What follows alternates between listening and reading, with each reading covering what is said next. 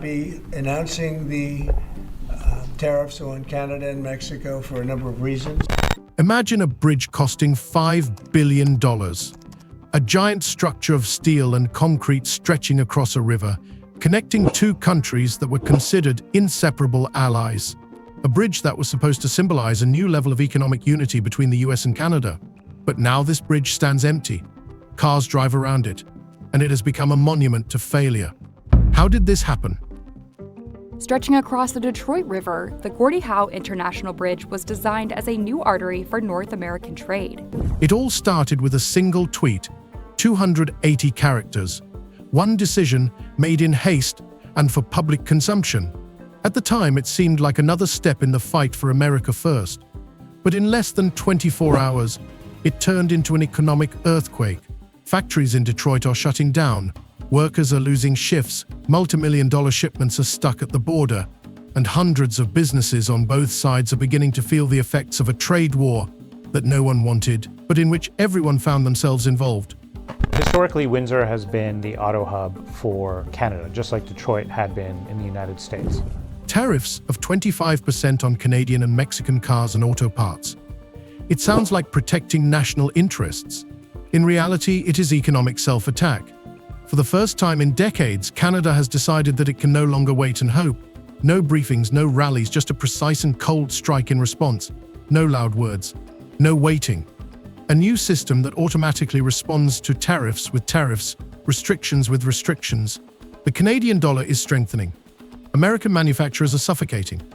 Being so dependent on the Ambassador Bridge has left Canada in the past vulnerable. A few years ago, there were some protests in Canada, and they blockaded the Ambassador Bridge. And this is just the beginning. The Windsor steel industry, once considered dead, is coming back to life. The Canadian government is launching the largest infrastructure project in its history, the Green Hydrogen Corridor. Everything is being built with domestic raw materials, using our own resources. And all this in response to a single tweet.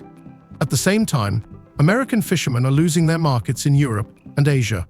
While Washington is building walls, Ottawa is building bridges literally and figuratively. New trade agreements with the EU and the Pacific region give Canada an advantage that the US can now only dream of. While some are closing themselves off, others are opening up to the world. And then, the climax. In Canmore, at the G7 summit, events are unfolding that the international media will be writing about for weeks. For the first time since the mid-20th century, the alliance between Canada and the US is publicly falling apart. The conflict, which originated in the economy, is escalating into a diplomatic disaster. America is losing control of a situation that it itself created. This stretch of the Detroit River is one of the busiest international crossings in North America. And now a new reality. Two countries that have been like brothers for decades are no longer looking in the same direction. And that very bridge, conceived as a symbol of unity, has now become a monument to division. And all this because of one strategy, one leader, and one tweet. Stay with us. This is a story about how easy it is to destroy what has been built over decades, and how one ally has become an independent force. It all started with a bridge. Not with a tweet, not with a tariff, not with a speech at a rally. It started with a huge steel artery stretching across the river between Detroit and Windsor, the Gordie Howe International Bridge. It was built as a symbol, strong and reliable, like the alliance between the two countries. Nearly $5 billion was invested in what was called the gateway to a new era of North American integration. It was supposed to open in the summer of 2025, becoming the flagship of the continent's infrastructure revival, the engine of trade, and the cement of political partnership. But by the time the last sections of the structure were assembled, mines had already begun to be laid under this symbol. That bridge itself is one of the busiest bridges between the two countries that connects these two major industrial centers. In February, protests swept across the US-Canada border.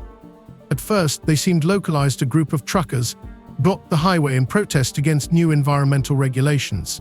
But then things got out of hand. Protesters began blocking key transport hubs, including access roads to new bridge structures. The special services of both countries were on alert. The protests did not appear to be spontaneous. There were rumors of outside interference, even attempts to sabotage the project. At a certain point, the Canadian government decided to temporarily close the bridges. Officially, this was for security reasons. Unofficially, it was to prevent clashes that had already begun to occur at border crossings. At the same time, calls to reconsider dependence on external supplies were increasingly heard in Washington. The U.S. administration was rapidly drifting toward economic protectionism. Behind the scenes, there was a struggle between two factions: moderate technocrats who insisted on stability and hawks who demanded immediate revenge on the world stage. The latter prevailed. In March 2025, something happened that would become the starting point of the crisis. A single tweet from Donald Trump, posted early in the morning, caused a stir on both sides of the border. Starting today, 25% tariff on all Canadian-Mexican cars parts. Americans steal American jobs. No exceptions, no delays. There were no press releases, no preliminary negotiations.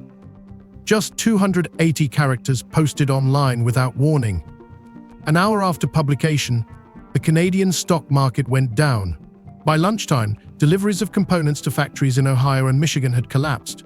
I don't think they expected Donald Trump to come along and threaten that. The first few hours after the tweet were chaotic. Customs services did not know how to interpret the new rules. Trucks were stuck at border crossings, drivers refused to unload, not knowing what duties they would be charged. Thousands of trucks carrying goods stood on both sides of the border in endless queues. According to some reports, in the first 3 days, goods worth more than $2.7 billion accumulated at border crossings. These were auto parts, steel, electronics, agricultural products, all the elements that made up the fragile fabric of North American logistics. At a factory in Dearborn, Michigan, one of the assembly lines had to be shut down by Monday morning. At factories in Ontario, on the other hand, finished engines piled up with nowhere to go. "We depend on each other like the heart depends on the lungs," said one transportation company executive who declined to give his name. But the heart began to stop.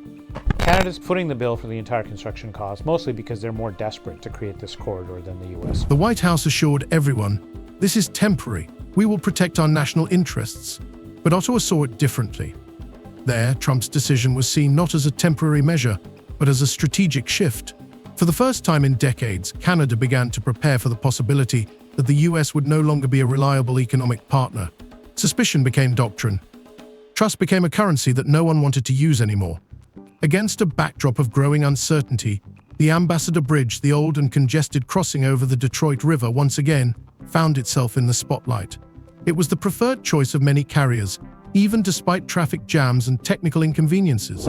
The new bridge, which was supposed to be a symbol of modernization, remained empty. It was ironic that private infrastructure was winning out over public infrastructure. The main reason was not the quality of the roads, but the atmosphere of political hostility. Interestingly, in the first weeks after the tariff shock, the U.S. Department of Commerce began closed consultations with car manufacturers.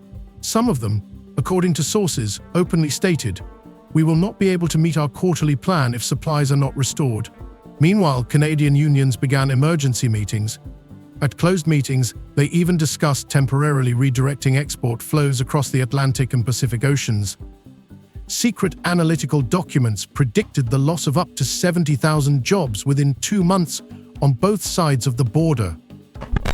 This new U.S. trade policy has several motivations: to raise tariff revenues, to protect strategic industries, to encourage foreign investment in the United States, and to change trade and non-trade policy in U.S. partners. The media coverage was no less dramatic. American television channels were divided into two camps. Some praised the president's decision, while others warned of disaster. In Canada, shock quickly gave way to outrage. On national television, politicians from all parties presented a united front. Appeals to the public became more frequent. "We must not allow ourselves to be turned into a bargaining chip." One newspaper headline at the time read, "This is not just a tariff, this is a rupture." By mid-March, the second wave of consequences began. The closure of the border led to a downturn in related industries. Tourism in border towns collapsed. Deliveries through online stores began to slow down. Even student exchanges between universities were threatened due to the instability of transport routes. Economic isolation began to affect not only business, but also the lives of ordinary people. Those trade deals with other countries also have limited or no relief from those sectoral tariffs in those strategic industries such as steel and autos. They include substantial commitments by the U.S. trade partners for investments in the United States. and significant unilateral trade liberalization measures by U.S. trade partners. The Canadian side began to play the long game. Even then, countermeasures were being discussed behind closed doors. But these measures were not emotional but coldly calculated. Unlike the impulsive tariff blow from the US, Canada's response began to take shape as a system. But more on that later. In the meantime, against the backdrop of an empty bridge, buzzing parking lots, and silent workshops, it became clear that something was gone forever. Not just trade, not just diplomatic etiquette, but the feeling that these two countries were one, because an alliance built over decades can crumble overnight. And sometimes a single tweet is enough to destroy a bridge that has not even had time to open. While Washington tried to justify the tariff decision with talk of national security and protecting American workers, a completely different game began in Ottawa, cold, calculating, strategic one. A game in which emotions were left at the door and the cards of survival were laid on the table. The Canadian government, refusing to give in to panic, formed a crisis team in a matter of days. In closed meetings involving ministries, industry unions, and logistics operators, the discussion was not simply about how to respond. They discussed how not to lose a war that no one had declared, but which had already begun. As a result of these developments, the breadth and the depth of the changes in U.S. trade policy have become more fully apparent. The first decision was what would later be called one of the most elegant trade defense tools of the 21st century, an automatic system of mirror tariffs. This system, referred to in government documents as the Reciprocal Framework Regulation, was built into Canada's tax and customs architecture. The idea was simple. Any tariff change by the US would trigger an immediate mirror action by Canada without debate in Parliament, without statements, without delays. It was not political revenge, but an algorithm similar to an economic air defense system. One push of a button in Washington, and Canada's response was triggered automatically, like a fuse. International analysts called it a turning point in 21st century trade diplomacy. But that was not the end of it. Canada did not just defend itself. It went on the offensive not in the usual military sense, but in terms of infrastructure and industry. The government launched a $10 billion emergency investment fund. The program was tentatively named Beats Company, and its goal was tough and unambiguous: to help Canadian manufacturers survive trade pressure, but only if they refused to use American components and suppliers. Those who accepted the money had to sign a commitment. At least 60% of components must come from Canada or countries with which free trade agreements are in force. This move was criticized in business circles, but only until it became clear that survival in the old way would not be possible. In fact, the average U.S. tariff rate on the world has jumped from just over 2% at the end of last year to almost 16%, 8 times higher. 16% currently. The result was impressive. Many manufacturers, including agricultural equipment manufacturers, machine building companies, and even food processing plants, began to rapidly restructure their supply chains. Within a month of the program's launch, about 38% of companies involved in Canadian-American trade reported an active reorientation toward the domestic market and alternative Asian and European sources. Canada's industrial regions, which had previously been in decline, began to revive. In Quebec, old aluminum workshops were restarted. In Saskatchewan, a local agricultural machinery factory began hiring new workers for the first time in 12 years. And in Ontario, the heart of the Canadian automotive industry, a new logistics centre was built, focused exclusively on exports to Europe. At the same time, Canadian strategists began to play on a broader field. On the west coast of the country, in Vancouver, a set of measures to strengthen control over American imports began to be implemented. The new rules of origin, known as melt and cast, required American companies to provide complete documentation for each unit of metal supplied, from the moment of smelting to the specific production site. If the manufacturer could not specify exactly where the metal was smelted or where a particular part was produced, the shipment was turned back. Formally, these were bureaucratic procedures, but in essence they were a high-tech means of pressure capable of paralyzing exports without firing a single shot. These measures were criticized even within Canada, but they worked. Within 2 weeks, US shipments to British Columbia fell by 42%. All this was accompanied by a new national program, the largest industrial project in the country's history, the Green Hydrogen Corridor. It was an ambitious initiative involving the construction of a network of hydrogen pipelines from the Atlantic to the Pacific Ocean. Every valve, every pipe, every nut was made of Canadian steel. This project not only secured Canada's energy future, but also became a strategic platform for retraining and employing workers from affected industries. Steel mills in Hamilton and Sault Ste. Marie were back to full capacity. Where a year ago the workshops stood idle, now shipments were going out around the clock. In some areas, unemployment fell to a record low of 3.2%. What began as a crisis rapidly turned into an industrial renaissance. In a positive and very important development earlier this month, just a few weeks ago, the United States reaffirmed a core commitment to our free trade agreement, CUSMA, by reinforcing that those Canadian exports to the United States that are compliant with that agreement, that are compliant with CUSMA, will not be subject to U.S. IEEPA tariffs. And while industry was rebuilding, Canada's foreign policy worked in unison. In a very short time, Ottawa activated agreements that had previously been shelved, CETA with the European Union and STEP with the Pacific Rim countries. These agreements not only compensated for the loss of the American market, but also gave Canadian producers unprecedented access to new consumers.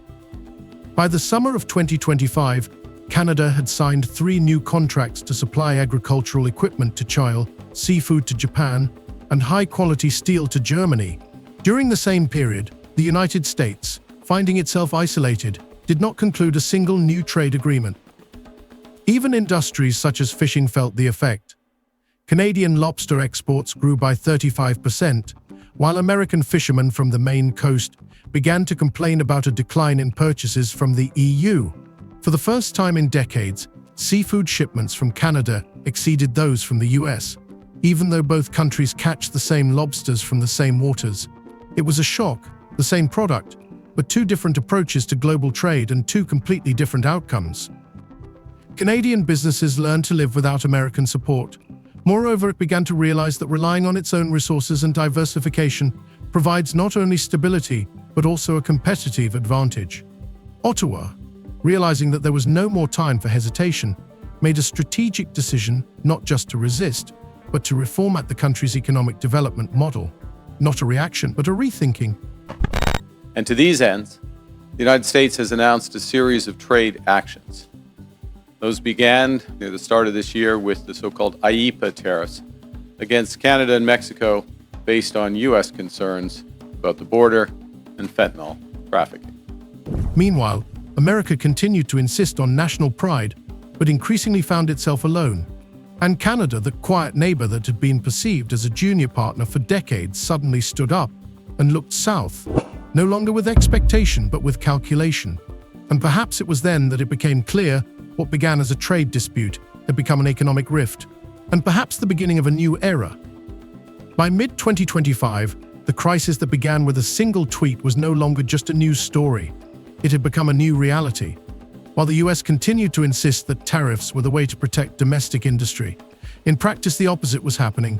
The industrial heart of the country was beginning to falter. In Detroit, Toledo, Flint, and dozens of other cities in America's industrial belt, reports of mass layoffs began to pour in. At some factories, shifts were reduced from 3 to 1. At others, work was temporarily suspended altogether. Deliveries of components that had previously arrived from Canada on a just-in-time schedule were now stalled. Warehouses were overflowing, and production lines were idle. Everything that had been built up over decades of cross-border cooperation fell apart in a matter of weeks. As in previous trade disputes, Canada has implemented a series of retaliatory tariffs. Their objectives have been to protect Canadian workers and businesses and to incentivize a negotiated settlement with the United States. Few other countries followed suit. At the same time, trucks stood in long lines at the Canadian border, waiting to be processed under new, endlessly complicated rules of origin. The very same melt and cast requirements that Canada had introduced in response now paralyzed not only industrial exports but also agriculture. For example, American farmers who sold equipment and fertilizers to Canada were suddenly faced with the need to provide documentation for every screw, bearing, and hose.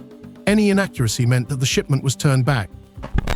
Those were quickly followed by reciprocal tariffs on every U.S. trade partner and very high sectoral tariffs applied globally on strategic industries, including steel, aluminum, autos, and copper. Economists warned that the situation was dangerously close to recession, but the White House ignored these predictions. On the contrary, there were statements about temporary difficulties for the sake of a greater goal. And while the federal authorities reassured citizens with talk of job recovery, regional leaders in states dependent on trade with Canada sounded the alarm. Some of them even sent a collective appeal to Washington, demanding a review of tariff policy. There was no response,